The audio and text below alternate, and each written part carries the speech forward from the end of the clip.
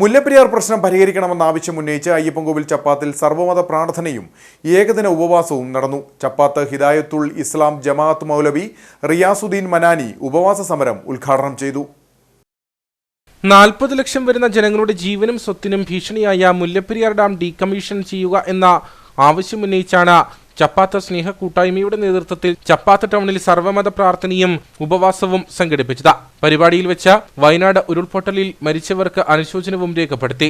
ചപ്പാത്ത് ഹിദായത്തുൽ ഇസ്ലാം ജമാഅത്ത് മൗലവി റിയാസുദ്ദീൻ മനാനി ഏകദിന ഉപവാസ സമരം ഉദ്ഘാടനം ചെയ്തു. കഴിയുമെന്നാണ് ഞങ്ങളുടെ വിശ്വാസം. അതുണ്ടാകണമെന്നാണ്, അവരതിൽ ഇടപെടണമെന്നാണ് ഞങ്ങൾ ആവശ്യപ്പെടുന്നത്. അതായത് ഡാം തകർന്നത് മലയാളിയെ മാത്രമല്ല, പച്ചയാനും മനുഷ്യരുടെ ജീവിതമാണ് തകർത്ത് കളയുന്നത്. അതുണ്ടാകാതിരിക്കാൻ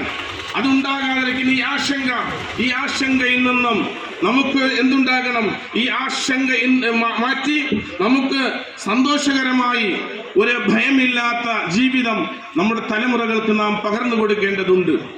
അതുകൊണ്ട് പ്രിയമുള്ള സഹോദരന്മാരെ, നമ്മുടെ ഓരോ വ്യക്തി ജീവിതങ്ങളിലും അത് കാത്തു സൂക്ഷിക്കുകയും ദൈവിക പ്രകീർത്തനങ്ങളും ദൈവിക ചിഹ്നങ്ങളും ദൈവിക അടയാളപ്പെടുത്തലുകളും നമ്മുടെ ജീവിതത്തിലും നമ്മുടെ കുടുംബ ജീവിതങ്ങളിലും കൊണ്ടുവരണം. ഇന്ന് നമുക്കറിയാമല്ലോ, കേരളക്കരയിൽ നമുക്കറിയാം, നമ്മുടെ നാട്ടിനെ ഏറ്റവും കൂടുതൽ അധർമ്മത്തിലേക്ക് എത്തിച്ചുകൊണ്ടിരിക്കുന്നത് നമ്മുടെ കുടുംബ ജീവിതങ്ങളിലൂടെയാണ്. വിവിധ രാഷ്ട്രീയ മത നേതാക്കളും പരിപാടിയിൽ പങ്കെടുത്തു. ചപ്പാത്ത് സെന്റ് ആന്റണീസ് ഇടവക വികാരി ഫാദർ സുരേഷ് ആന്റണി അധ്യക്ഷനായിരുന്നു. ശ്രീ ധർമ്മശാസ്ത്ര ക്ഷേത്രം മേൽശാന്തി ശ്രീജിത്ത് തിരുമേനി സർവ്വമത പ്രാർത്ഥനകൾക്ക് തുടക്കം കുറിച്ചു. അയ്യപ്പൻകോവിൽ ഉപ്പുതറ ഗ്രാമപഞ്ചായത്ത് അംഗങ്ങൾ, വിവിധ രാഷ്ട്രീയ നേതാക്കൾ തുടങ്ങിയവർ സംസാരിച്ചു.